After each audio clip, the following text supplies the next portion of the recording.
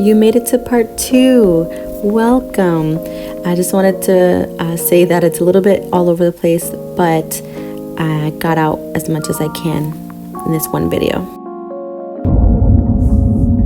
Oh, hey. So I'm filming this probably halfway through the process. I had 2 fills already, and I'll kind of explain that later on. So as you know, if you clicked on this video, I have recently they found some breast cancer in my left breast, which I have been having scans every year to 6 months since I was 26, because I had Hodgkin's I was 18 years old, and I had chemotherapy and radiation in this area. So of course it can affect your heart, your lungs, and your breasts, or like your other organs in the area. So at 26, I got those mammograms every year, and MRIs, because as they found a lot of women have dense breast tissue, so that means there's a lot of tissue, and it's really hard to catch anything in a mammogram when it's like really fatty tissue. So the MRI, thank God that the doctor that was following me every year would order those MRIs along with the mammograms for me, so that things like this could be caught. Because if I didn't do that, then the mammogram wasn't going to catch anything, and who knows how long it would have been till I caught that. So it was caught like super tiny, 0.7 of a centimeter, which is really small. The doctor said it's not the smallest they've seen, but it's like tiny, but which is great, because it's like a really good prognosis. But with my complicated history, they can't do radiation again, because it's either going to affect the other one, or give me more issues, heart issues, cardiac issues, because I started seeing a cardiologist for other reasons related to the radiation, I'm assuming. But yeah, it's my complicated history. Radiation was not an option, because it's just going to make things worse. So I had one option with 2 different like processes. So I could just take out the breast tissue on the left, keep my right, and then reconstruct just one, or do a double mastectomy and get rid of both. Because I'm thinking in my head, eventually, what if this other one decides to get some cancerous cells, and then I'm doing this process all over again, and I rather not do this process all over again. If I can take care of it, and as much as I can in one shot, I'd rather do that. So I decided to do them both. So now I'm in the middle of the process. I felt like I wanted to share some of this, because when I went through this at 18, when I was in college, I didn't document any of it, and I just like steamrolled through it, I think. And I kind of regret not having kind of memories saved, like documented, of the process, because it was a really hard process as like an 18-year-old trying to navigate through life, trying to go through college, and having this setback, so I wish I had some documentation back then, but I don't. So why not start it now? I'm a little late in the process. I have a few videos here and there that I did, but with the thought of maybe doing it. But I was like, it's just one of those things, you got to pull the trigger and you just got to do it. So yeah, hopefully there's more videos after this. that will continue kind of the documentation. So yeah, so basically right now, I did the double mastectomy. They put these things called tissue expanders on my body. They were it's in 0.1 miles, exit right. The tissue expander is to start stretching out the muscle, since I don't have any breast tissue inside my body. And they're gonna put implants in later on. They do need to stretch the muscle that's under. They do need to stretch the muscle. So what they do is put these tissue expanders and they fill it up with saline until my desired size, or the size that my body can take if I like want to do more than that. So the tissue expanders expand the muscle slowly each week with saline. You get a needle in there. I'll insert some clips so you can understand. So here you can see the needle, sorry if you're squeamish, goes right into this thing, the port of the tissue expander, and then they start filling it up with that saline that you see in the syringe. That is 50 cc's. I already have 50 cc's inside, if you can tell. Looks like they did that during the surgery. So each week, I've actually been doing 100 cc's. So, it's pretty cool, but it's kind of crazy. They insert some saline every week, and then it kind of expands the muscle so that in the near future I can go back and they will insert the implant of my desired size when it's all healed and ready to go. So right now I have filled 2 times. Originally after surgery I had 50 cc's in each tissue expander in here, and then I went for 100, and then I went for another 100. So right now I have 250, which is pretty good. It looks pretty good right now. I don't want to stay this size. I'd rather go bigger. Like if I have to do this, I'm gonna go a little bit bigger. Go bigger, go home, right? So I think I just want to do it bigger. Why not? I'm already doing this. I have to do this. It's not something that I like. I have friends who've had implants and other surgeries and stuff, and I was always too scared to do anything because I just don't like pain. I don't think I'm good with pain. So I just didn't want to do it. I love everybody, and if they feel great with their body, that's amazing. Go do you, girl. But I was always too scared to do something like that because I don't know, I'm a chicken, and I don't care. I'm gonna say it, I'm a chicken. So I didn't do it. So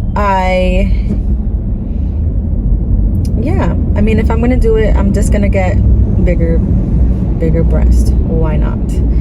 Not go crazy, because I do already have back problems, and I know all the ladies out there try to tell me don't go too big because you're gonna have problems. So I'm gonna go a decent size, but that's besides the point. The point is that hopefully I can be brave and document more and more of this journey, because I don't see a lot of videos online. I do see a little bit here and there, but I don't see a lot of videos of younger people going through this process. It's kind of a lot of things that you don't really understand or like think about until either someone or yourself is going through it, and you're like, oh shoot, I didn't really know that they did that. Like I didn't know anything about any of this stuff, but once I got some information about what was happening, I decided to do lots and lots of research, even if it didn't pertain to me. Like I just wanted to know. I think I find comfort in information, and many I just like to find information, and it kind of makes me feel better. I don't know if anybody else is like that. So yeah, hopefully I didn't leave out anything right now. Emotionally, I think I'm okay. I feel like I keep getting really good news, and it's not spread. It's not anywhere else that they think right now. So I am gonna have to be on this medication for 5 years to make sure like there is no lingering cells around my body that escaped. So that has its own side effects, but I guess I can document that if it starts coming up. Hot flashes, night sweats, etc., mood swings, sorry hubby and children and friends and family. But hopefully that's something that I can manage. I've been on it for like a week and a half right now, so it may kick in, it may not. Like, everybody has their kind of reactions to medications and stuff, so we'll see. And I'm driving in pre-Thanksgiving traffic, which is why I decided to do it, because it says I am on the Tobin Bridge and I'm only 10 minutes from my house, and it says I'm gonna be there in an hour. So yeah, this is gonna be a interesting ride.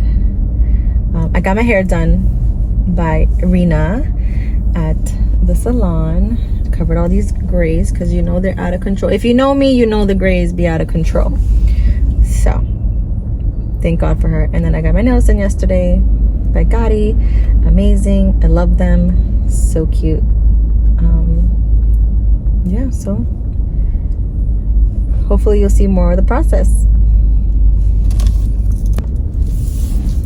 I think the most emotional part about this whole process is that I have kids now, and I was so nervous to tell them, or like to have to tell them something, because they knew I was going to be gone, or like the surgery was going to come and they were going to be like, where's mom? Like, why isn't she home? And then the fact that I wasn't going to be able to pick them up or like hug them really hard, like Isaac loves the Hulk hugs for a while. So that's the part that kind of like, I was so scared, because I'm like, I don't want to say the word sick, because I'm technically I'm not sick anymore, or like there's no sickness in my body anymore. So I didn't want to use that word, because sick, sometimes, you know, my kids know sometimes sick people that go to the hospital don't come back out, and they, you know, pass away. So I didn't want them to get scared. So I told them, you know, something about the milk turned really hard and they have to take it out. So they didn't really understand, but they did. Well, Isaac didn't understand much, but he said, okay, are you gonna be bleeding? Are you gonna be bloody? And then Jacob was just really confused, like, why? How does that happen? Like, he was really curious, but we kind of explained to him a little bit more, and then he kind of understood, so that when they see me when I get home, they're not jumping on me and like, you know, doing what they do, which they've been so good about it. They have not, you know, they've been really careful. Jacob makes sure, like, mom, make sure what you're carrying isn't 5 pounds. Mommy, is this cup 5 pounds? Is this 5 pounds? And it's like, no, baby, don't worry, I'm good. Like, I can carry my cup, I can carry this bag, it's okay. So he's been like so attentive to making sure that I'm not carrying anything more than 5 to 7 pounds, which is like, it's super cute. And then Isaac, I told them that eventually they're gonna grow back, because I didn't know how else to explain to little babies, you know, that I'm gonna get implants. So I told them that I was gonna get it, it's gonna grow back. So Isaac always checks my shirt and just asks me, let me see if it growed yet, let me see if it grew. So he's so funny. Like, in the morning he'll check and he'll just like, let me see, mom, let me see. So they're not afraid to look at me. I'm not afraid to look at me at this point. I think there are other women out there that are nervous to look at their bodies. Maybe if I thought about it a little bit more, I would have been nervous, but honestly, I'm okay with it. I'm gonna be alive. I'm gonna be around for my kids, and a body's a body, and you know, I breastfed my kids for a year each. So as long as they're able to put me back to normal or bigger, then I'm okay. Like, I just, obviously I'm only 32. I wouldn't want to go flat right now. Obviously, if that was the only choice, and that was the only choice, but it wasn't my only choice right now. So I was able to look at it and kind of see the process and it's not as scary as I thought it was gonna be. It was a little bit weird, obviously, not to see yourself when you're looking at yourself, but yeah. Oh yeah, I ain't got no nipples anymore. I just long titty, no nipple having ass bitch decided to get rid of them because I talked to the plastic surgeon, and there is some breast tissue that has to be left behind the nipple, and I was too scared to kind of like leave it, because what if that turns later on, and then I guess cosmetic wise, she thinks like sometimes the nipples will turn like out or in or down, and I'm like, I wasn't really a fan of them anyways, my own. So I said, I think it outweighs, like, okay, I can get some tattoos later on, or just be like Barbie and have like no nipples, or like whatever. So I decided, let's get rid of them. The scar looks pretty clean right now, but I know it has to be reopened later on. But I wasn't gonna have any sensation in there much anyway, so I decided to get rid of them. So later on, I will be looking for a tattoo artist that specializes in that, so that I can get some nipples. So right now, hashtag no nipples. It's fine. Okay, it's crooked, but what am I gonna do? All right. So I had the surgery on October 25th to remove the breast tissue and do a little bit of reconstruction and insert the tissue expander. And honestly, I know, when you get married, you give all the vows and you say sickness and health, and a lot of people don't abide by that. A lot of people don't. But you know who does? My husband. He has been so good throughout the process. He had like notes on every hour, on the hour, of what medication I took, how much I took, when's the next one. He was helping me drain these little tubes and take out the drains, and like taking me a shower, and with like, and I know he's a little bit squeamish, and he doesn't like any of that medical stuff, and he was so amazing.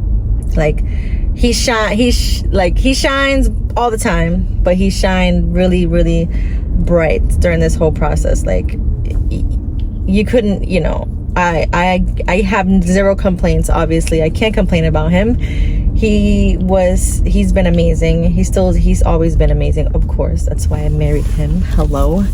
But like, yeah, he's been so good. Like, of course you would assume, but there's men out there that no, they can't handle it, they can't do it, they don't want to do it. Like the kids were handled. Like my parents obviously were also helping. Louisa, Judy, like my friends were, my close friends were always, were there if I needed them to help. But he and my parents were like on point, always there. He definitely filled that vow, or like, what do you call that? He passed that vow that says in sickness and in health, because he definitely helped me so much. He didn't care, I'm like, I want to take a shower, let's go, let's do it. Like he was 1,000%, like there's 1,000,000%. He was so good. So get yourself a Lowens, not mine, but a Lowens. My grandpa came from Puerto Rico to help out. We sold almost 500 shirts, or maybe more than 500 shirts, with everybody that was supporting the cause. That makes me feel amazing. Like I know people, there was a good response to that. Fight like Vaughn.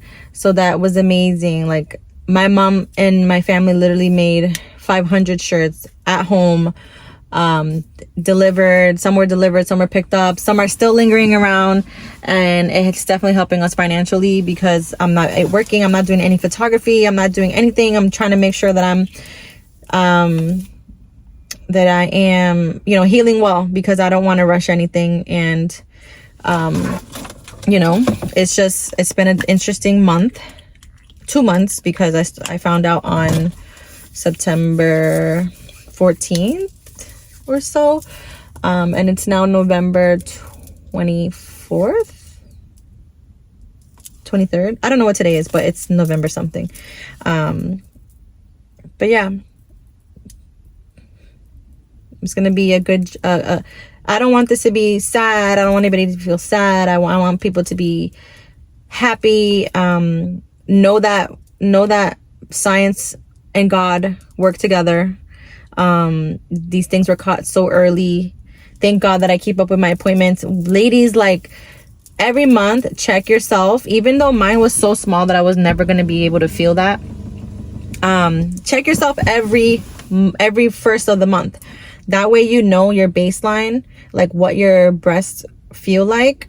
And then if there's any changes, you know how you felt last month, and you're like, wait a minute, is this weird? You go see your PCP, you figure it out. If it's nothing, it's nothing. That's the worst thing. I mean, the least that can happen is, oh, that's nothing, it's a cyst, or it's this, or it's that. Or if you see any changes, like, make sure you keep up with that. Like, imagine I didn't keep up with my appointments. I've been having appointments for 10 years, every year, like the same thing, kind of going through anxiety. Like, is it back? Is it back? Is it back? And yeah, finally, I mean, it came back after 13 years. The cancer, at least, a cancer, not the same cancer. It's a different cancer. But imagine I didn't keep up with any of that. Like, what would have happened to me next year? What would have happened to me next month? Like, this thing can grow, this thing can go crazy. Like, breast cancer is this weird different cancer that can spread to liver, brain, lungs, like some, you know. So women, men, check yourself. As cliche as it sounds, like, check yourself every month. That way you know your body. Don't be afraid. You have to know your body. You have to you have to know your body, because if you don't, you never know if things are gonna, you don't know, oh wait, was that there last month? Or you know if it was, because you're gonna be checking every month now. Okay, so hopefully the video wasn't too long. Hopefully you got some information that you didn't know, answered any questions that you might have had, and hopefully you'll see more of me. Adios.